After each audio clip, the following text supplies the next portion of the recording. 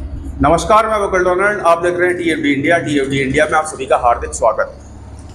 बात की जाए उत्तर प्रदेश की, तो उत्तर प्रदेश में आजकल सियासी माहौल जो है वो बिगड़ता चला जा रहा है। वहाँ का माहौल दिन ब दिन गर्माहट पकड़ता चला जा रहा है। आने वाले वक्त में क्या देखने को मिलेगा और वर्तमान समय में क्या माहौल चल रहा है, ऐसे ही कुछ मुद्दों पर चर्चा करने के लिए हमारे साथ हैं वरिष्ठ पत्रकार श्री श्याम गिरी जी। सर नमस्कार। सर, बात की जाए उत्तर प्रदेश की, तो उत्तर प्रदेश की सियासत जो है वो चरम पर है। अपनों के खिलाफ जो है आवाज उठाते नजर आ रहे हैं। सीएम योगी को कुर्सी से हटाने के लिए क्या ये किसी तरीके की कोई साजिश तो नहीं है? बकुल, यूपी के अंदर जो सरगर्मी है, राजनीति के अंदर उठापटक है।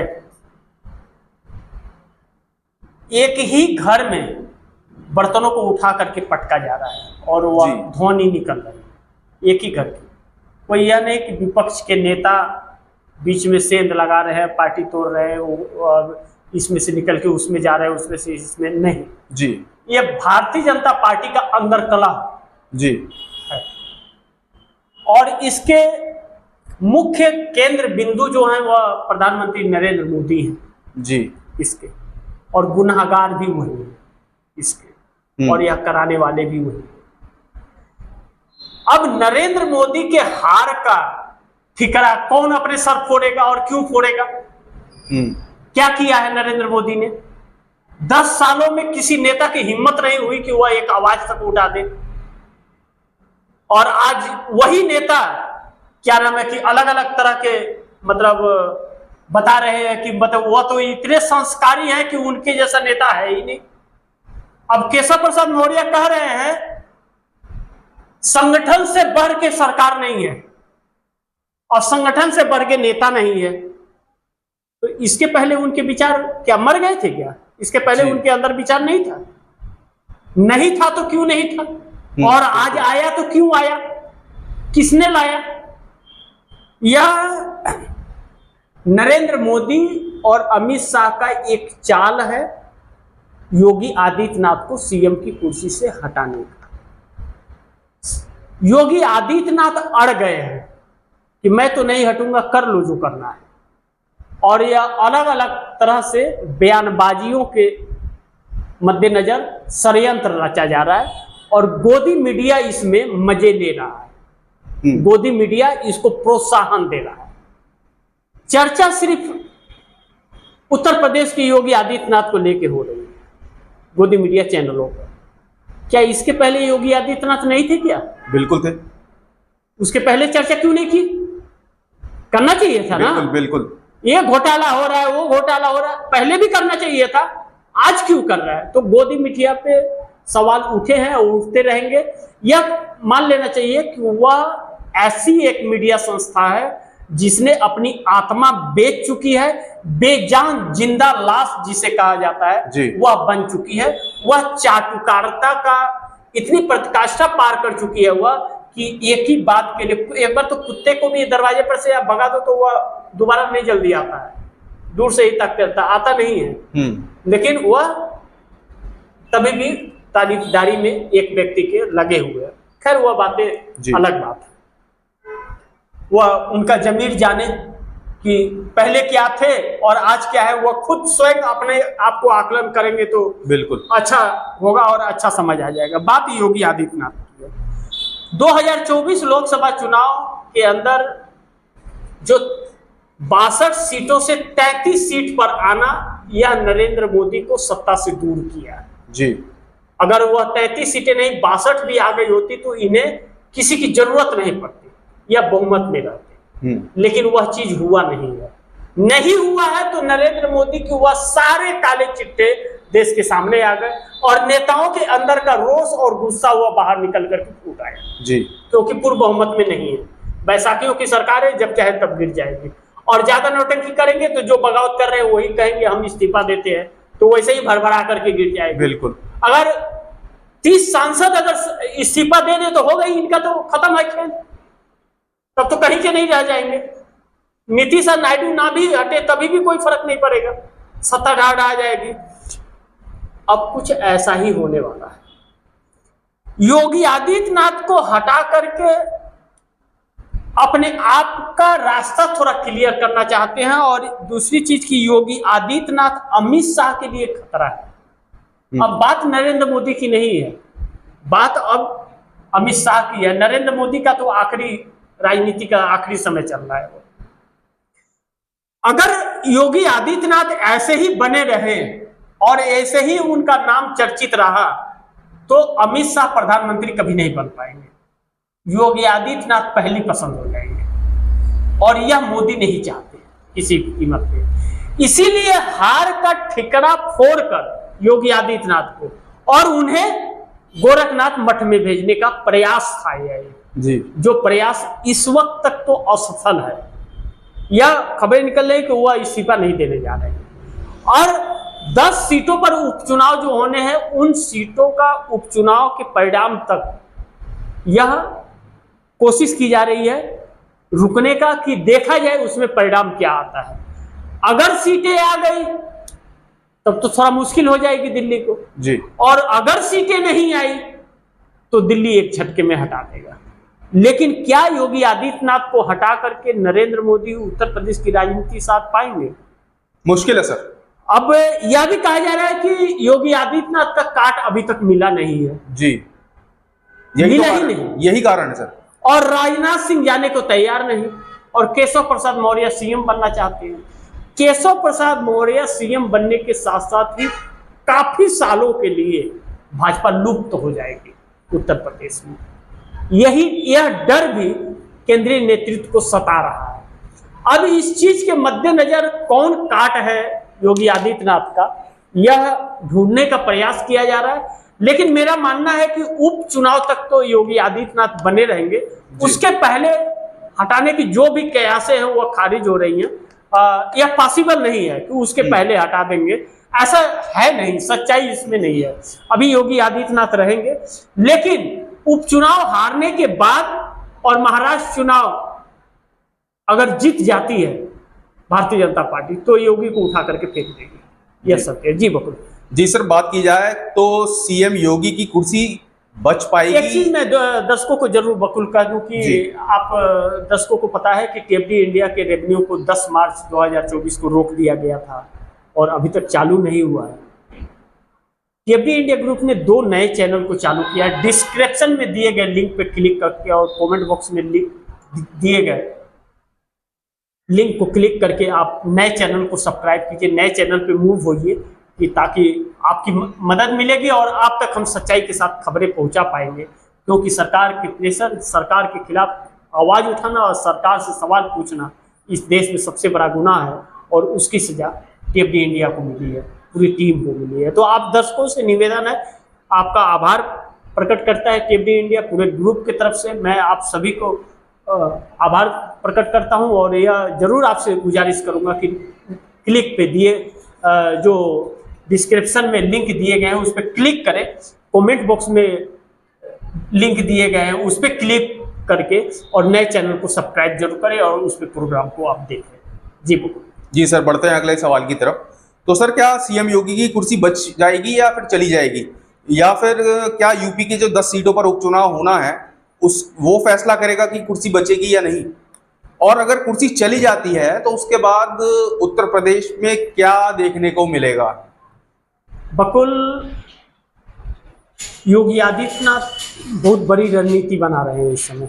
एक बैठक हुई है उनकी, केशव प्रसाद मौर्य को बैठक से निकाल दिया गया, योगी ने भगा दिया, 4 लोगों को भगा दिया।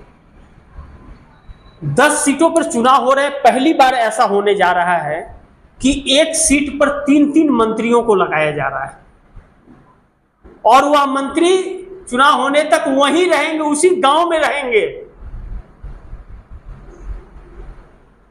अपने भी उसी विधानसभा में रहेंगे जी। 3-3 मंत्रियों को लगाया जा रहा है। 30 मंत्रियों को ड्यूटी दी गई है 10 विधानसभा सीटों के लिए। सोचिए यह कितना महत्वपूर्ण है। बिल्कुल।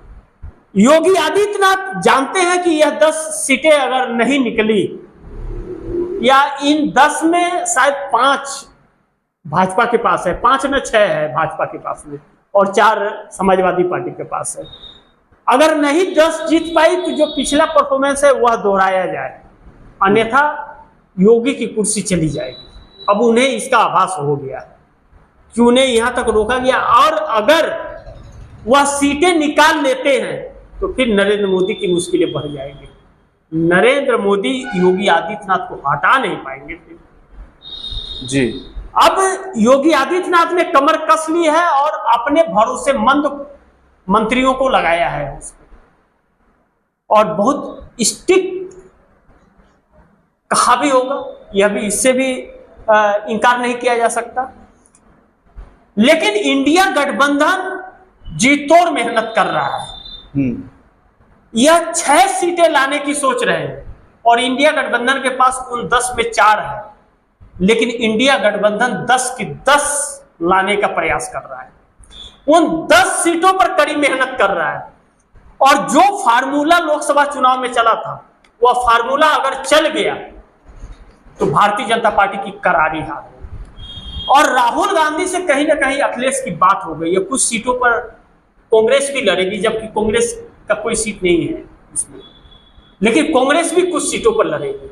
अगर ऐसा हो गया और यही अखिलेश और राहुल की जोड़ी ने फिर एक बार धमाल मचाना शुरू किया, तो भारतीय जनता पार्टी के लिए शुभ संकेत नहीं है जी। यह उपचुनाव यह तय करेगा कि 2027 में सत्ता किसकी आने वाली है।